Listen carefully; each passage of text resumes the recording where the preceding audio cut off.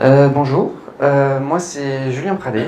Je vais vous parler aujourd'hui en fait de Storybook, de comment on l'utilise un peu à Oxitec et à Front Commerce, où j'expliquerai un petit peu après en quoi ça consiste. Et surtout en fait Storybook c'est un outil plutôt fait pour des devs React, etc. Mais par rapport à tout ce qui est design system, comment est-ce que ça peut s'adapter? Comment est-ce qu'on peut transformer en fait un outil qui a priori est juste fait pour des devs en quelque chose qui est plus utile à l'ensemble de l'équipe et pas que des devs. Si vous voulez, je suis sur Twitter où j'écris des trucs sur mon blog, donc si vous pouvez y aller. Et du coup, je vais vous parler de Storybook parce que en fait c'est un outil que j'utilise maintenant depuis longtemps et qu'on utilise en fait de manière générale pas mal, sur pas mal de projets en interne, etc. Et du coup, je me suis dit, allez, on va en discuter. Si ça se trouve, ça va parler à des gens, ça va faire des discussions qui seront intéressantes, etc. Donc, faut pas hésiter à venir me voir après pour en discuter. Ce genre de discussion m'intéresse. Mais aussi, je vais en parler parce que, mine de rien, dans l'écosystème React, Storybook, c'est quelque chose qui est utilisé par plein de monde. Il y a quelques petits noms qui l'utilisent. Il y a IBM, il y a Airbnb, Uber, Algolia. Enfin, il y en a vraiment beaucoup. Et du coup, s'ils l'utilisent, est-ce que il y a sûrement une raison. C'est pas forcément toujours des bonnes raisons, mais en tout cas, il y a des raisons. Et du coup, on peut leur faire un petit peu confiance quand même. Et du coup, comme je disais, on l'utilise sur quasiment tous nos projets clients. Ça va pas forcément jusqu'à un design system, mais déjà, ça nous est utile pour mettre nos composants, faciliter les tâches de développement, la réutilisation, etc. Donc, ça nous intéresse pas mal. Et la partie que je trouve un petit peu plus intéressante, c'est sur Front Commerce, où le but, c'est pas de faire de la pub pour Front Commerce, mais en gros, c'est un machin qui permet de faire des thèmes e-commerce avec des composants React.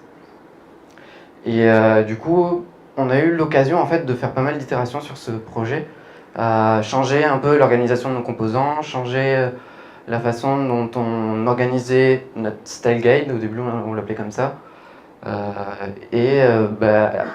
faire évoluer au fur et à mesure, rajouter des fonctionnalités qui nous aidaient en fait pour faire des thèmes e-commerce. Du coup, dans un premier temps, pour ceux qui ne sauraient pas forcément qu'est-ce que c'est Storybook et comment ça marche, je vais expliquer comment ça marche. Quelles sont les limites en fait qui fait que Storybook tout seul c'est pas un design system, et après comment on peut faire pour améliorer ça et essayer d'avoir quelque chose de plus proche d'un design system. Donc en gros voilà, Storybook ça ressemble à ça. C'est à gauche vous avez juste une liste de stories. En gros c'est un cas d'utilisation de votre composant. Donc par exemple, est-ce qu'il y a un truc qui fait...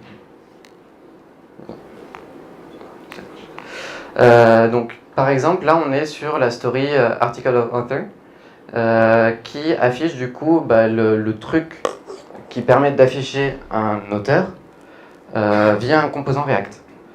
Et l'idée c'est qu'on va mettre tous nos composants, documenter chaque cas d'utilisation et ça va permettre comme ça en fait, d'avoir une liste des composants de notre application. Et en fait, en termes de code, l'idée, c'est qu'on va faire un fichier JS qui est juste à côté de notre composant, qui va dire, là c'est ma story avec la liste le nom de mon composant finalement, et après mes cas d'utilisation. Donc là c'est pour un article, et après là c'est pour les autres cas d'utilisation. Et à chaque fois on va dire voilà comment je l'utilise. Donc là par exemple il a un avatar, un nom, une description, etc. Et donc on va faire ça pour chacun de nos composants. Et Storybook va les afficher au fur et à mesure. Donc pour faire simple, si on devait faire une définition très précise de l'outil, en gros c'est une gigaliste de composants qu'on affiche un par un. À quoi ça sert? Enfin, en soi, faire des listes de composants, c'est pas forcément utile. Enfin, ça n'a pas l'air forcément utile. Mais qu'est-ce que ça peut nous apporter? En fait, le simple fait de lister les composants, ça va faire que le prochain qui va avoir besoin de créer un composant, il va avoir un endroit de référence pour savoir si il y a des choses qui ont déjà été faites, s'il peut les réutiliser ou pas, si à la rigueur ça peut être modifié pour être adapté à son cas d'usage, et du coup le simple fait d'avoir la liste, ça va vraiment aider à travailler ensemble en fait. Les gens vont moins passer à côté d'un composant qui a déjà été développé. Et l'autre avantage, c'est que en fait, le composant, quand on va le mettre dans Storybook, on va l'utiliser tout seul. Donc ça veut dire que au moment où on va l'utiliser, on va être dans la peau de celui qui l'utilise plus tard, qui va découvrir le composant et qui va le réutiliser à un autre endroit dans l'application.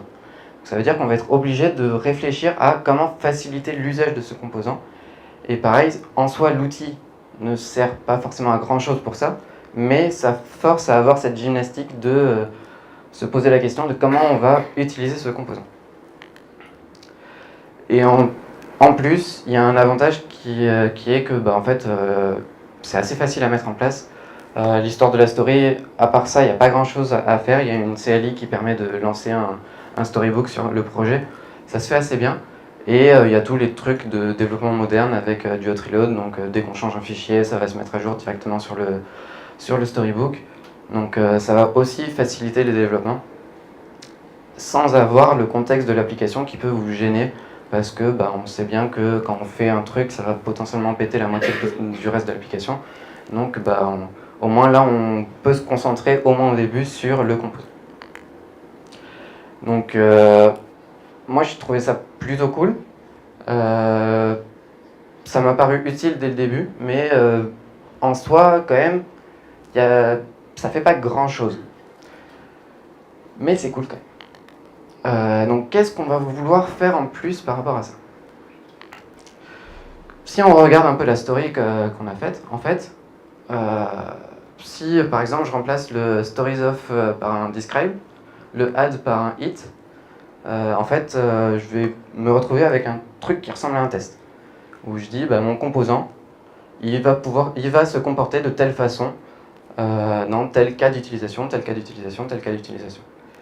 Et du coup, si jamais on a une syntaxe qui se rapproche des tests, ça veut sûrement dire que on va pouvoir automatiser ça en fait. On va pouvoir dire on a décrit tous nos cas d'utilisation, vas-y maintenant fais le travail pour moi de vérification de quand je change un truc, ça pète pas.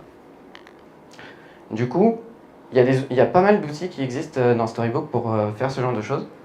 La première chose qui est arrivée notamment, c'est les story shots, où en fait le concept c'est de se dire sur notre bouton, enfin notre hauteur qui est là, si jamais on va faire tourner une première fois les story shots, ça va enregistrer à quoi est censé ressembler le HTML résultant de la story, et du coup à chaque fois qu'on va le réexécuter, on va vérifier si ça a changé ou pas, et ça va permettre de savoir si on change un composant, est-ce que le reste des composants, est-ce que ça pète ou pas, quels sont les impacts. Des fois ça va être des impacts voulus, mais des fois ça peut aussi être des impacts involontaires, et du coup on va les corriger, et voilà. Mais ça, c'est pour du HTML. Le HTML, il va pas mal bouger, alors que finalement, ce qu'on veut tester, c'est pas tellement le HTML, c'est plutôt à quoi ressemble le HTML final. Genre avec le CSS en plus, qu'est-ce que ça donne, etc. Et en fait, cette librairie permet aussi de faire des tests visuels de non-régression, où en fait, l'idée, c'est que il y a un script qui va passer sur toutes les pages, va faire le rendu dans un Chrome en sandbox avec Puppeteer, et du coup on va pouvoir à la façon des story shots, enfin des snapshots, enregistrer des screenshots de l'application, et du coup de pouvoir les comparer à chaque mise à jour. Et en plus, on peut même faire, en plus des trucs juste visuels, on peut aussi dire dans Storybook comment peut se comporter un composant. En gros, c'est votre test suite que vous avez fait à côté. Vous pouvez l'incorporer dans Storybook en utilisant l'add-on des specs. Je crois que c'est Storybook Add-on Specifications, qui est fait par une française, Algolia, qui est vachement cool. Du coup qui permet en fait de réutiliser vraiment des tests purs et durs, quoi, avec des describes, des hits, et là en l'occurrence c'est du enzyme, mais on pourrait utiliser n'importe quoi pour faire les tests. Cette fois c'est des tests qui vont vérifier le comportement du composant.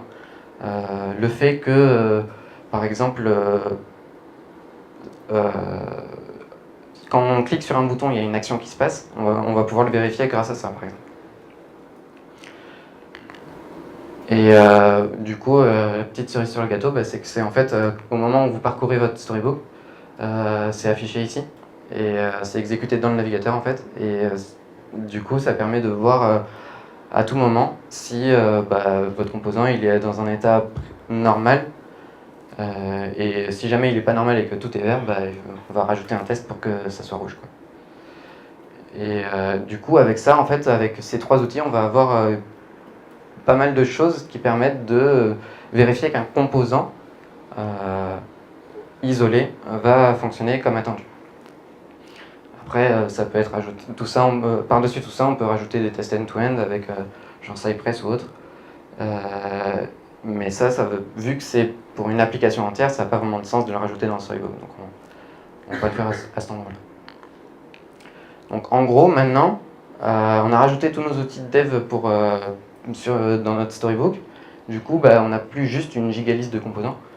On a un truc qui définit, en plus des composants, les différents use cases qu'il y a dans les composants, comment on peut utiliser le composant, et on a un outil qui va nous permettre d'éviter les régressions dans le futur.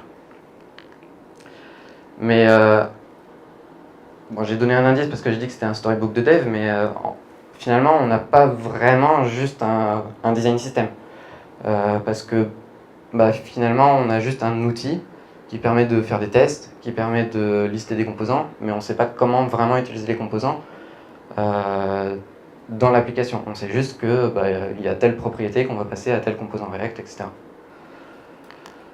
Du coup, avant de savoir comment on va faire pour passer à un design system, comment est-ce qu'on définit un design system?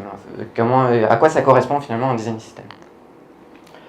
Alors, c'est une définition qui vient d'un truc tout pourri.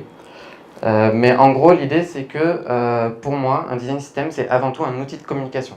C'est un outil qu'on va utiliser pour que, avec toutes les personnes avec qui on va travailler sur un projet, puissent comprendre comment on va utiliser les outils qu'on a à disposition et comment on va rajouter les choses en fait dans l'application. L'idée, c'est de rester avec un ensemble cohérent et que chacun puisse avoir les bases de documentation et toutes les raisons pour lesquelles on a fait ces choix-là pour pouvoir améliorer l'application et rester cohérent avec ce qu'on a déjà. Mais vraiment, ce qui est important en fait pour moi dans cette définition, c'est qu'il ne faut surtout pas que ce soit un outil qui soit réservé aux devs en fait. Si jamais le design system, il n'y a que les devs qui vont dessus, ça ne sert à rien. Certes, ça va permettre de communiquer dans l'équipe, mais en général, les devs, en tout cas à mon échelle, ils sont dans la même pièce, ou en tout cas, ils se parlent très régulièrement. Et du coup, pour savoir qu'il y a un nouveau composant, il suffit d'aller poser la question hey, t'as pas déjà fait ça? Si, j'ai fait ça, du coup, je vais l'utiliser. Enfin, il n'y a pas besoin vraiment de cet outil, à part pour les raisons de régression, de se forcer à avoir des réflexions sur les composants, etc. Mais du coup, on va essayer d'améliorer notre style guide, donc avec Storybook, pour faire quelque chose qui soit utile à plus de gens. Parce que plus il est utile à de nombreuses personnes, plus il a de chances de survivre, en fait, ce design system. Donc, tout ça, pour que ça soit utile, en fait, par exemple, on va avoir beaucoup plus que juste les composants React. On va avoir par exemple les tokens. C'est en gros tous les trucs qui fait qu'on va reconnaître que c'est votre marque. Par exemple, les couleurs, il y a juste votre marque qui va avoir ce jeu de couleurs-là. Ça, c'est ce qu'on appelle un token. Ça peut être les valeurs. Quelles sont les valeurs qu'on veut communiquer à travers notre outil. Par exemple, ça peut être on va faire des choses particulièrement inclusives, on va vraiment s'axer sur l'accessibilité, etc. Si on le documente, il y a plus de chances que ça soit effectué à l'avenir. Et surtout, il y a plus de chances que les gens soient d'accord pour le mettre en place. Et du coup, il y a tout ce genre de choses, donc plein de nouvelles choses qui vont s'incorporer dans le design system, qui en fait ne sont pas du tout des choses techniques, mais des choses sur lesquelles il faut se mettre d'accord avec le reste de l'équipe pour dire comment est-ce que on pense notre application pour pouvoir faire des nouveaux composants et des nouveaux cas d'utilisation dans l'application qui s'adaptent à ce qui a déjà été fait. Voilà. Ça j'ai déjà dit.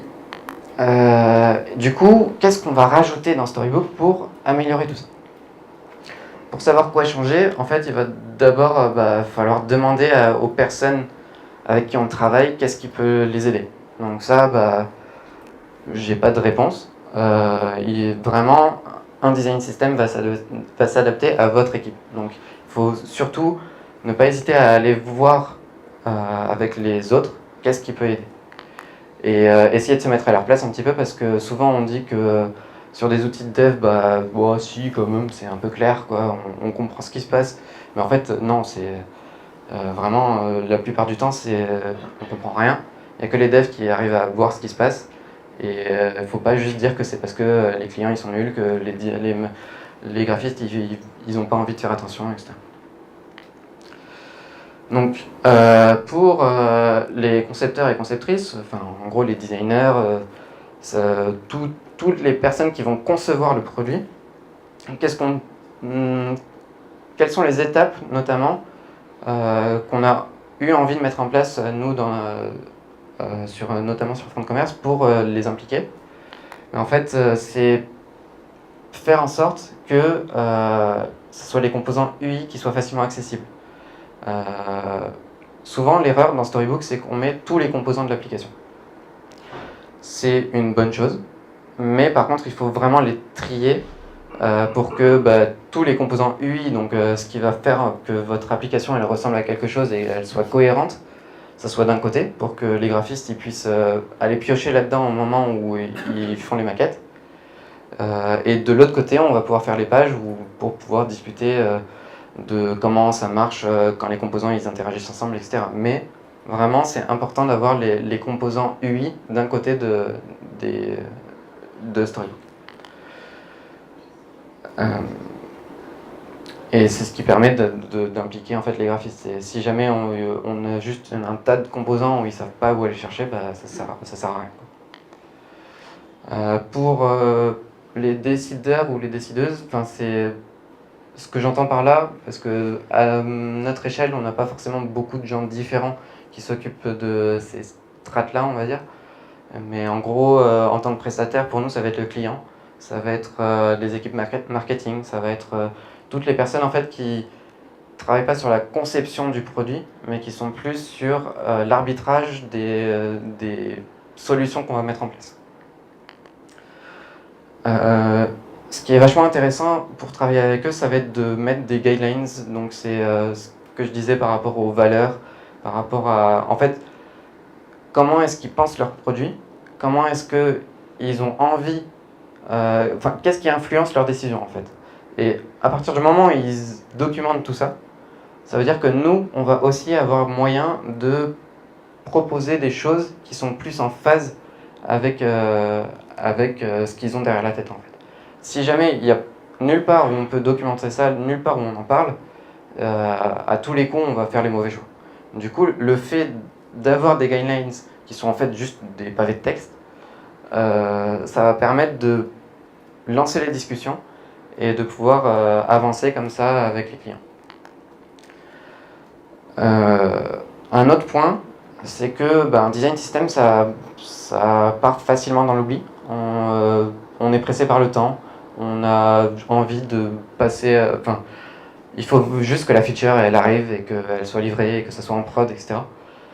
Mais le fait de revenir régulièrement au design system, c'est pas grave si c'est juste après la mise en prod, mais le fait de considérer ça au même niveau que de la dette technique, ça va permettre de faire en sorte que le design system il continue à vivre et que du coup, si jamais au moment du lancement du produit, le design system il a été créé et que tout va bien, tout le monde est content, mais qu'un mois après, il y a déjà 20 features qui ne sont pas documentées dans le design system, ça ne sert plus à rien.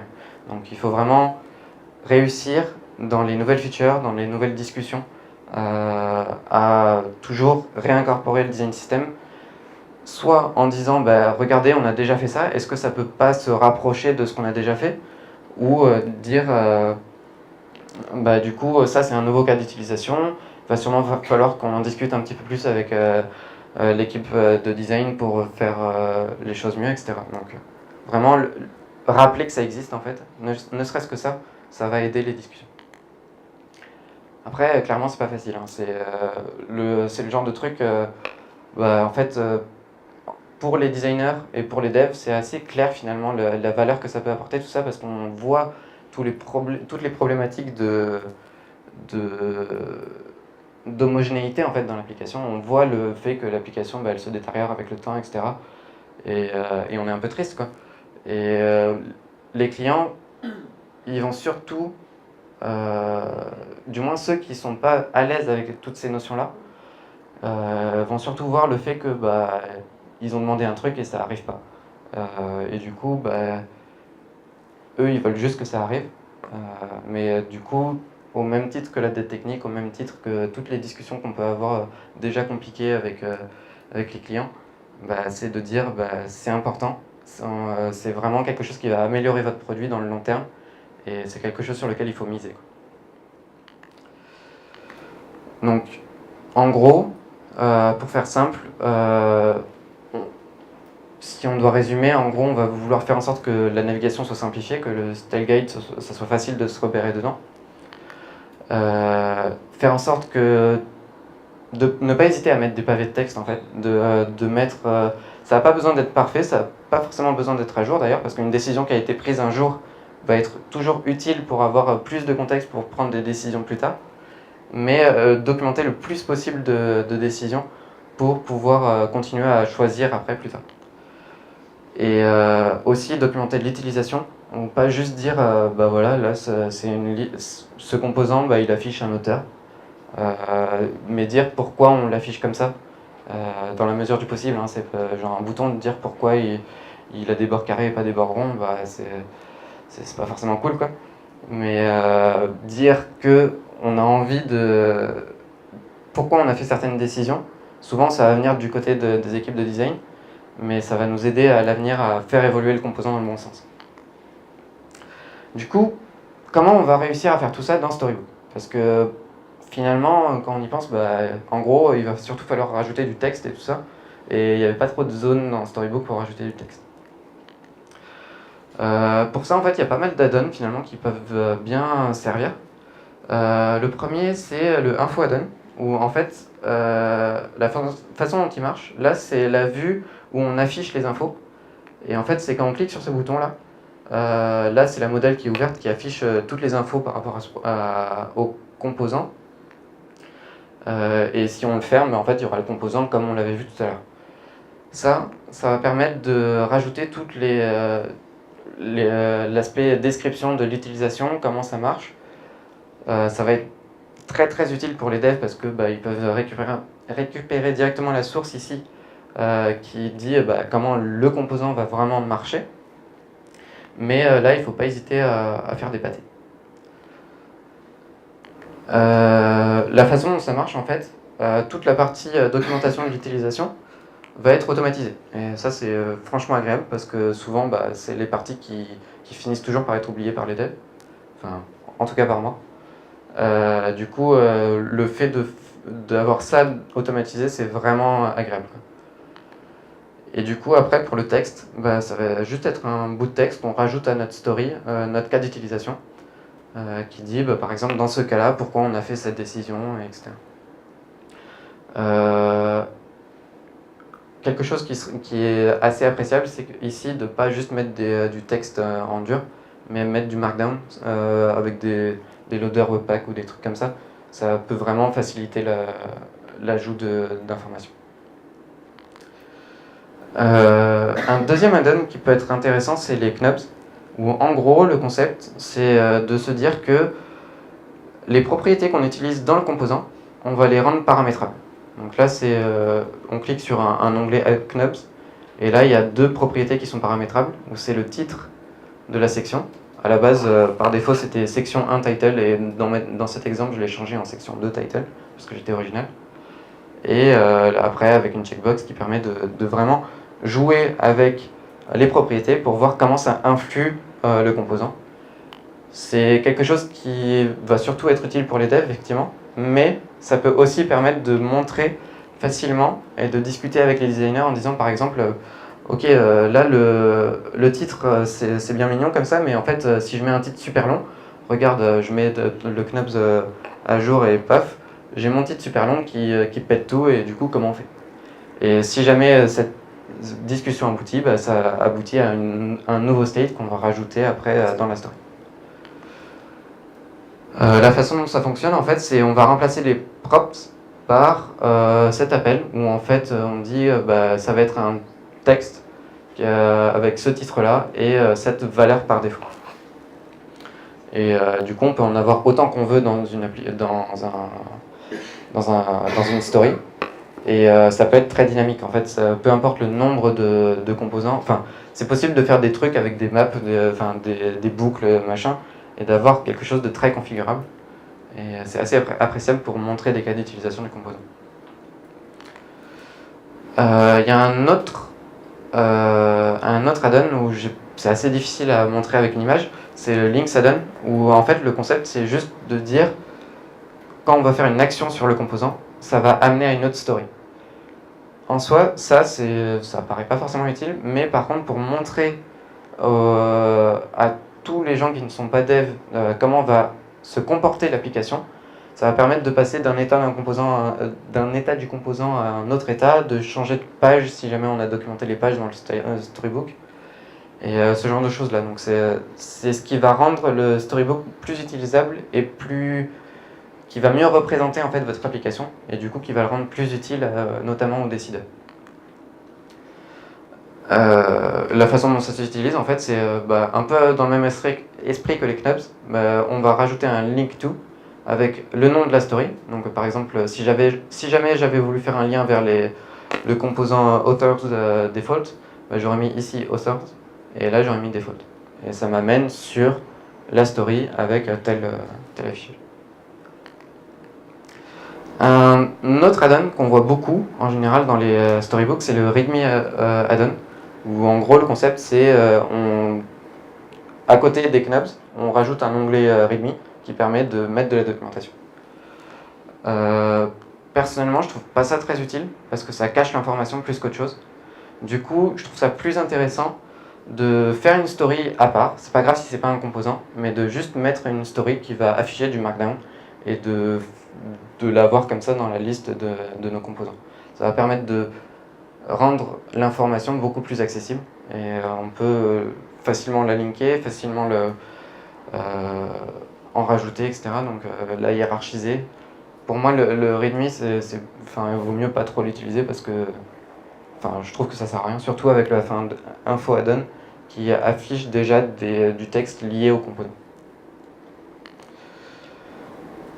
Et une autre idée que j'aimerais bien mettre en place sur nos futurs projets ou dans une prochaine itération, c'est de rajouter les commentaires directement sur le storybook.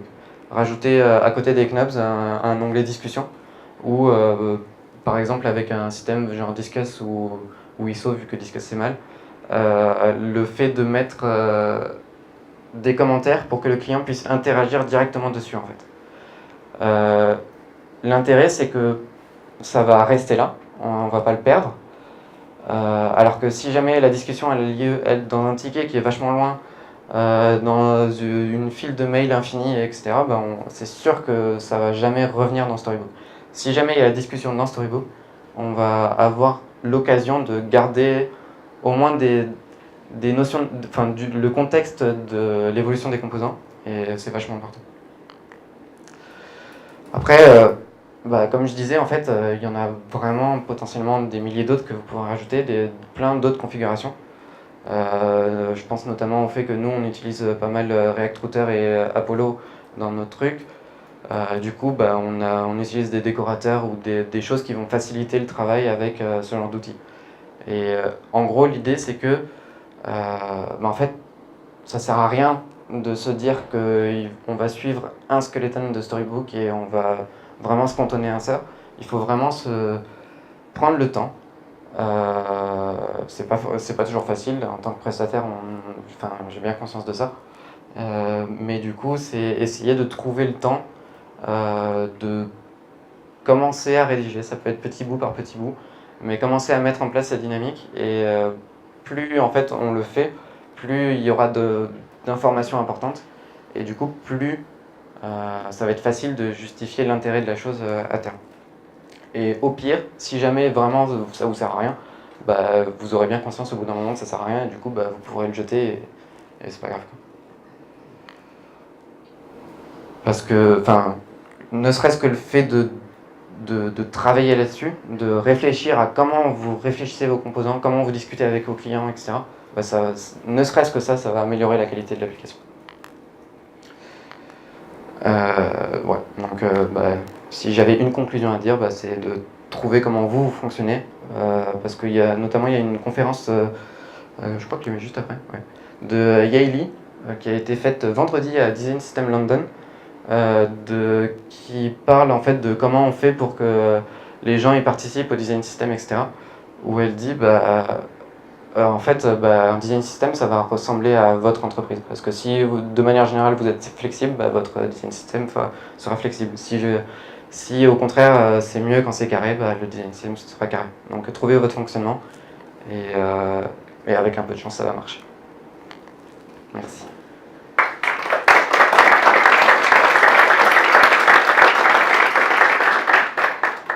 Je sais pas du tout en termes de temps ce que j'ai fait ou quoi, donc s'il y a des questions. Ouais. Si j'ai bien compris, tu mets tes composants UI et tes composants non UI sur Storybook. Tes composants non UI, il n'y a rien de représenté, tu fais du texte en dessous ou... Alors, j'ai pas bien entendu pour être franc. Si j'ai bien compris, tu mets tes composants UI et tes composants non UI dans Storybook. Ouais. Du coup, pour les composants non UI, il y a du texte, rien,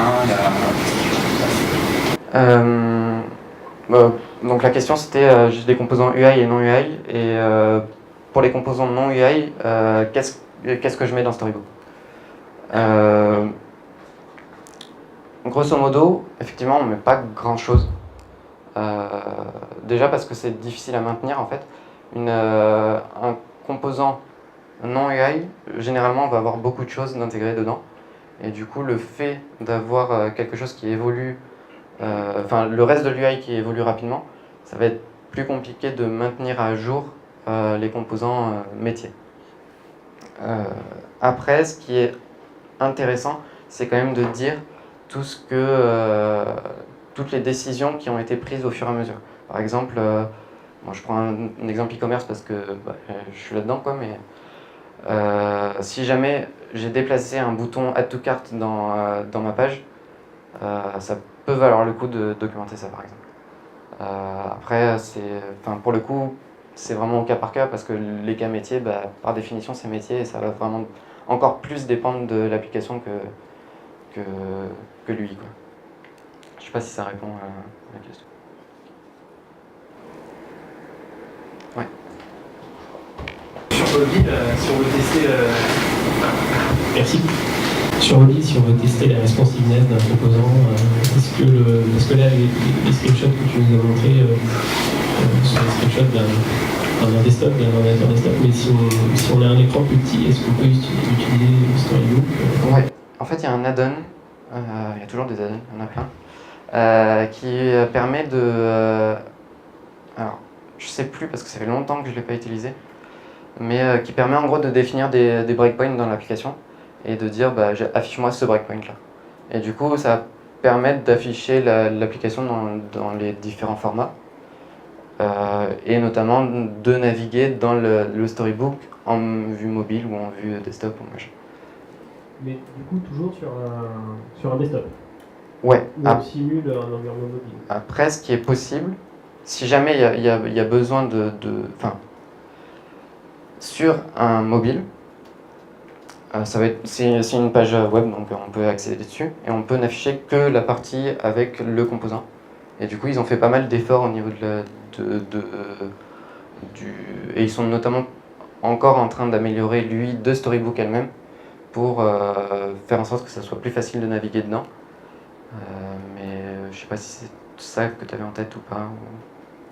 Oui, non, mais des fois, sur mobile, surtout avec les éditeurs de texte, moi j'ai pas mal de problèmes et, effectivement, utiliser un design system orienté input et pouvoir tester les inputs sur mobile, ça me paraît intéressant. Mais effectivement, je pense que du coup, il faudrait avoir un système d'inspecteur distant ou sur desktop, on peut voir tous les knobs, etc. Ce que tu avais montré. Je crois qu'il y a Mox qui a une remarque.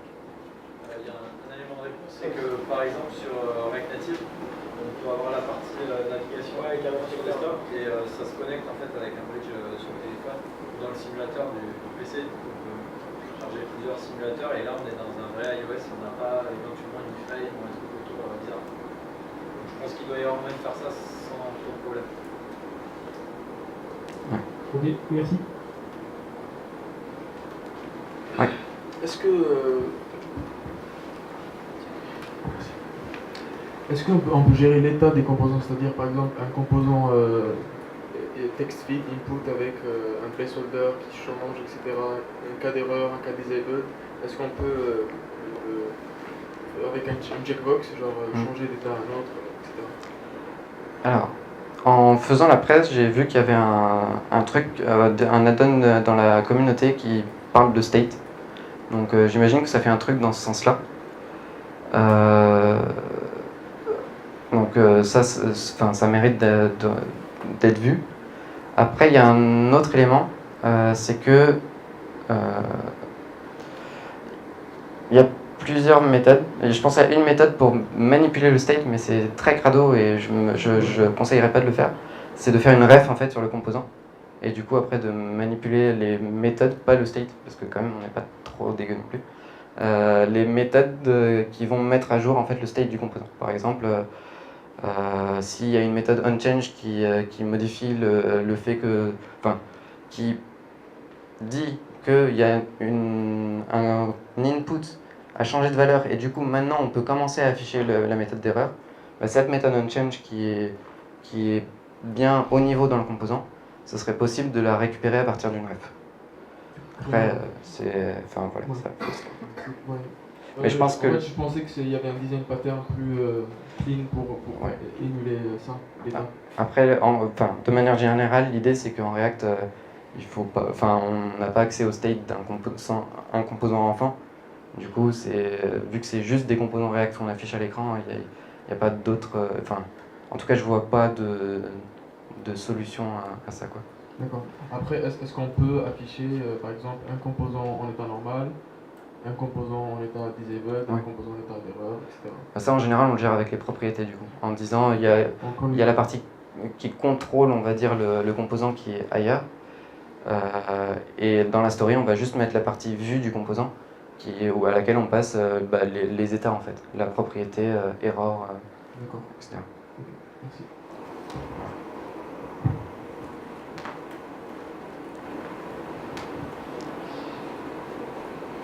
Oui. Est-ce que tu as déjà essayé de créer ton propre add-on ? Alors, des add-ons, non. Des décorateurs, oui et non. Par exemple, moi, j'ai voulu créer un add-on qui, par exemple, chargeait une palette, un color picker pour changer le fond, etc. Je sais qu'il y en a déjà qui existent, mais je voulais faire un truc moi-même. Ouais. J'ai un peu galère. J'avais fait un add-on avec de la traduction, où j'avais pas eu trop de soucis. Où en gros, c'était le concept de l'add-on, c'était juste de dire au niveau de l'add-on, on définit quelles sont les différentes langues qui existent, et après au niveau du composant, dire ajouter un décorateur qui va mettre le provider qui va bien, etc. sur React INTL, machin truc. Et j'avais pas eu trop de soucis, donc... Moi je le fais pour Angular, donc c'est un peu plus galère. Mais- Parce qu'effectivement, enfin, genre Storybook, ils disent beaucoup c'est agnostique et tout ça, mais en soi, il y a quand même beaucoup de gens qui l'utilisent que sur React, quoi. Voilà. Mais ouais, du coup, enfin, ça m'intéresserait de regarder, mais à part ça, je sais pas.